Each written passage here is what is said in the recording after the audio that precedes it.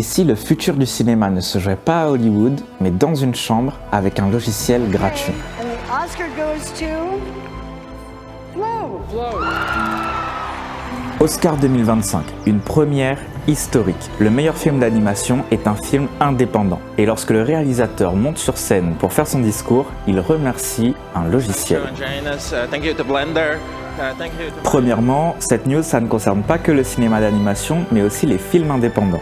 Deuxièmement, ça vous concerne si vous aimez ou que vous voulez faire des films, des clips ou autres projets vidéo, quel que soit le domaine dans lequel vous êtes. Aujourd'hui, je vous parle d'un logiciel unique dont je voulais connaître l'histoire et vous la partager. Je vous expliquerai aussi toutes les raisons que j'ai de penser qu'il fait partie de notre futur dans le cinéma.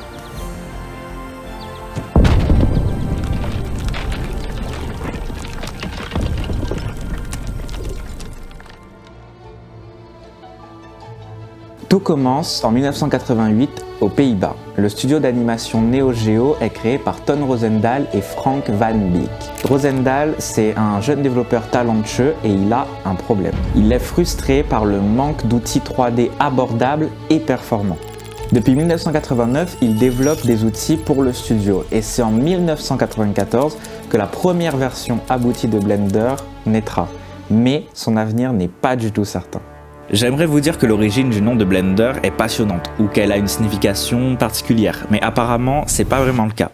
À l'époque, le groupe suisse Yellow sort son album Baby et la 9e chanson s'appelle, vous l'aurez deviné, Blender. Roosendaal devait sans doute être fan puisque la chanson est utilisée dans le showreel de Neo Geo et qu'elle a donné son nom au logiciel. 20 years.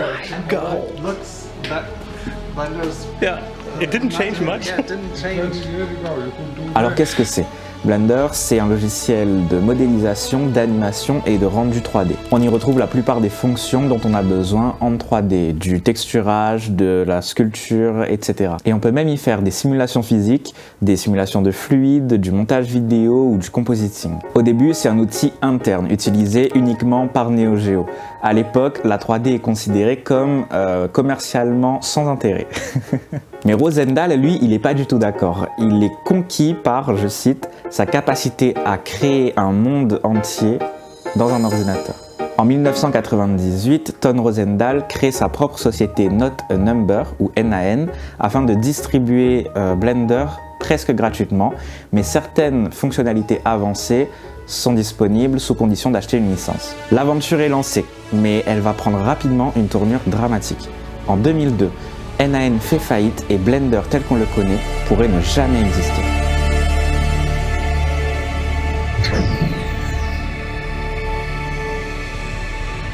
L'histoire ne s'arrête pas là.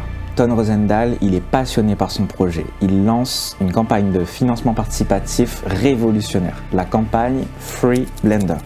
L'objectif, c'est de collecter 100 000 € pour racheter les droits de Blender et le rendre open source, c'est-à-dire que non seulement il serait gratuit, mais son code source resterait libre pour toujours. La communauté répond massivement à l'appel. En seulement 7 semaines, l'objectif est atteint et Blender devient officiellement un logiciel libre et gratuit. C'est un tournant majeur dans l'histoire du logiciel et vous le verrez dans l'histoire du cinéma indépendant. Un des premiers jobs de mon grand frère se faisait sur Blender. Alors moi aussi, j'avais envie d'apprendre à l'utiliser sur son PC. C'était en 2013 et Blender, ça ressemble à ça. Et moi, en 2013, je ressemble à ça. Inutile de vous dire que j'ai très vite abandonné parce que je ne comprenais rien. Mais depuis, Blender n'a pas arrêté d'évoluer, de s'améliorer et de gagner en popularité. Là, j'ouvre une petite parenthèse pour préciser un truc. J'ai menti, Blender n'est pas gratuit. Je m'explique. En réalité, les sponsors et une infime partie des utilisateurs paient pour la majorité. Il faut bien financer les développeurs et les nombreuses mises à jour régulières de Blender. Mais il y a un souci. En 2023, Blender a enregistré plus de 20 millions de téléchargements. Or, il n'y a que quelques milliers de donateurs, à peine 1% des utilisateurs. C'est pourquoi, en 2023, la fondation Blender lance la campagne Join the 2% dans le but de doubler le nombre de ses donateurs. Si vous bénéficiez du logiciel, vous pouvez vous aussi faire un don à la fondation et rejoindre les 2%. Avec une communauté extrêmement active qui aime le logiciel de tout son cœur et tout ce qu'il représente, la question qui brûle toutes les lèvres, c'est: est-ce que Blender deviendra industry standard, c'est-à-dire un standard de l'industrie comme Maya ou C4D. D'abord, sachez que Blender est déjà pas mal utilisé dans l'industrie sans être un standard. Il a prouvé sa valeur dans de nombreux projets. Par exemple, je suis obligé de citer les Open Movies, qui sont des films entièrement créés avec des logiciels libres, et principalement Blender. Rosendahl a pensé que c'était une bonne façon de prouver la force de Blender aux investisseurs.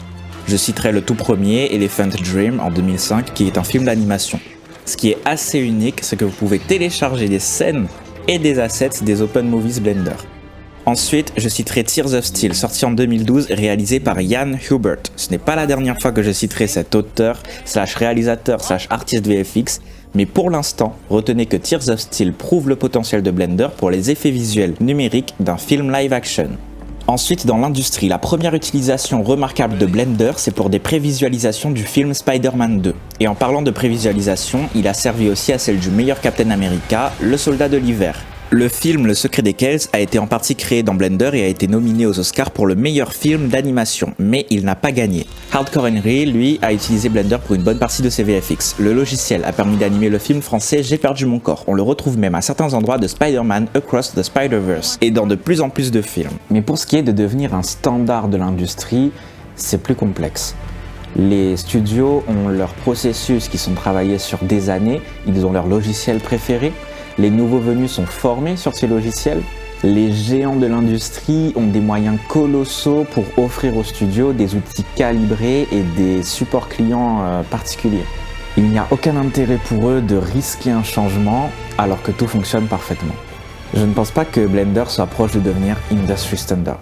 Mais je suis certain qu'il est à son prime, en pleine croissance et qu'il va continuer de s'améliorer et de prendre de plus en plus de place sur nos écrans. En fait, je suis certain que Blender devrait devenir le Indie Standard, ou standard indépendant. J'ai inventé le terme, je crois. Je l'ai sorti de ma tête. Peut-être que ça existe déjà, mais j'ai l'impression que je l'ai inventé. Parce que selon moi, si vous créez sans budget ou en autoproduction, c'est le meilleur investissement de 0 € que vous pouvez mettre dans un logiciel pour énormément augmenter vos moyens de production. À une époque où les gros studios nous déçoivent souvent, je pense que c'est le moment de s'imposer face à ces géants et de créer ce qu'on attend du cinéma. Vous vous dites peut-être que vous n'avez pas le temps d'apprendre, mais vous n'avez pas besoin d'apprendre.